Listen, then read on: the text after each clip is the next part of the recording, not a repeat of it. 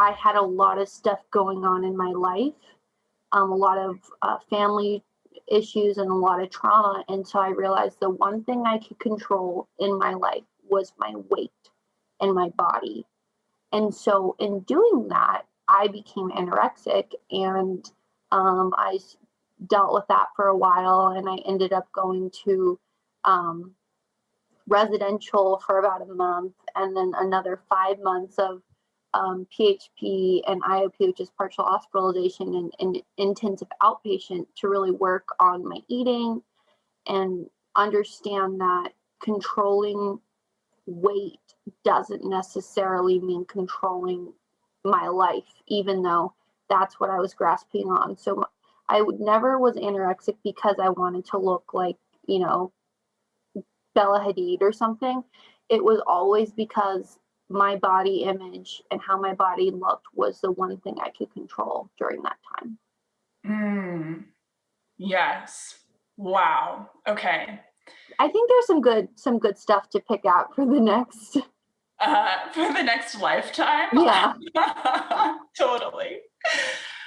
Yes, the things that struck me the most was like this concept of modesty, certainly, and growing up there, and then also the anorexia and the control, because that's what I've not struggled with an eating disorder myself, but I would suspect that anorexia would have that feeling of like, I don't know how to control all these different aspects of my life, but this thing, I can see very clearly that if I do X, Y happens, and I would like to be in control of the process of having like reliable results from something in my life.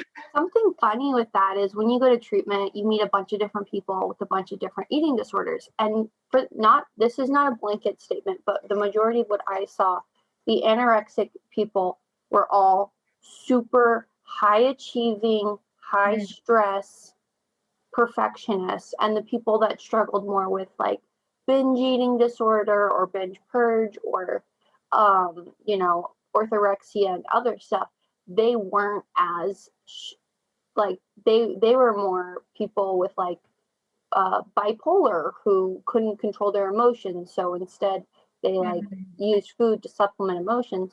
But all the anorexic people that I was in treatment with, they were all very straight and narrow, very control freaks and like me. And it was really interesting to see. So that's definitely true I don't know if there's probably studies on it, but just from my own experience, I found that. That is quite interesting. Yeah. It does strike me as something that makes sense, although I have not given it much thought up until this moment in time. Most people don't. And I mean, everyone's different. And also one thing I do want to say about people with anorexia, you don't have to be skinny to be anorexic. Like the skinny, like that's one thing when I've done a couple speeches about my eating disorder, and something major is that you can be anorexic and not look anorexic at all. It's not atypical anorexia, which is the person you see in the movies. So I just wanted to make sure if anyone's listening and struggling, you don't have to look a certain way or be a certain weight. If you have a problem with restricting food, you are worthy of getting help. So I wanted to use my soapbox while I have it. For sure. May I ask, how have you sort of closed the loop on the eating disorder? What are sort of like the major things that you've learned from it that have been really helpful to you? Yeah, it's never going to be perfect. I think I'm always going to struggle with my eating disorder. It's never just going to go away. But at the beginning, when I didn't want to get better, my thought was, I don't want to get better, but what's the worst that can happen?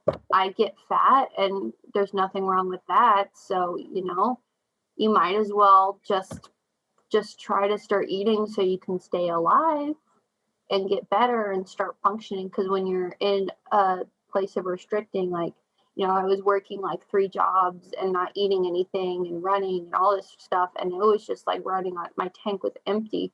So at first it was just trying to survive and find more joy in life. And then I realized how much I was missing out on because of my anorexia. Like I wasn't going to social situations because I was worried people would be like, hey, come over to our house for pizza and a movie. And I'm like, I didn't know. I'm going to have to not, like, I'm not going to want to eat the pizza and then it's going to be awkward.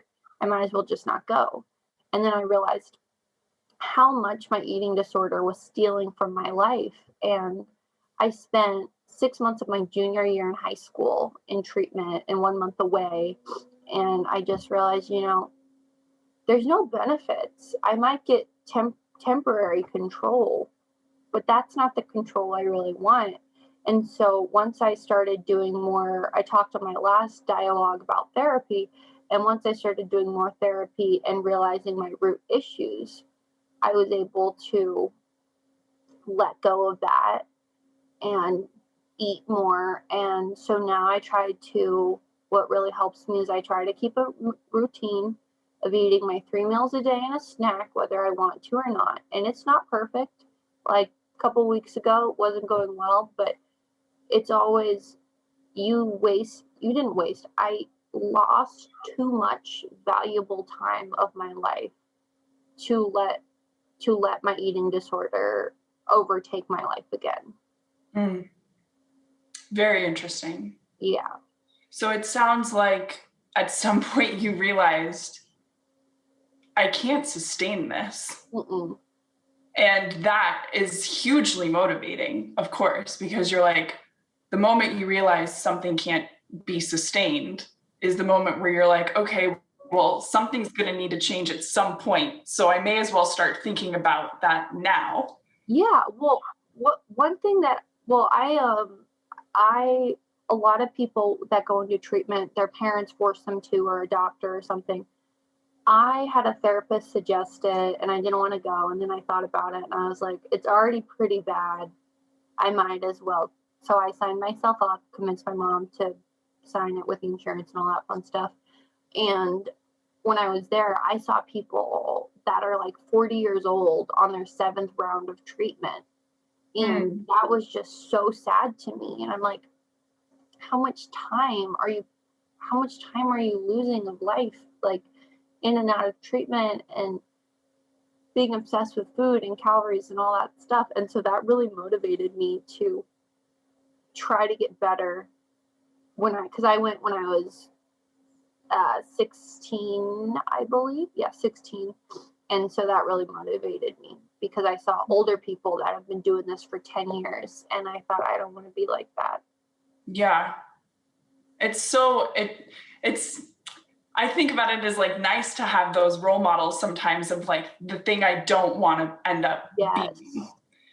That has also been very motivating to me, certainly in my life.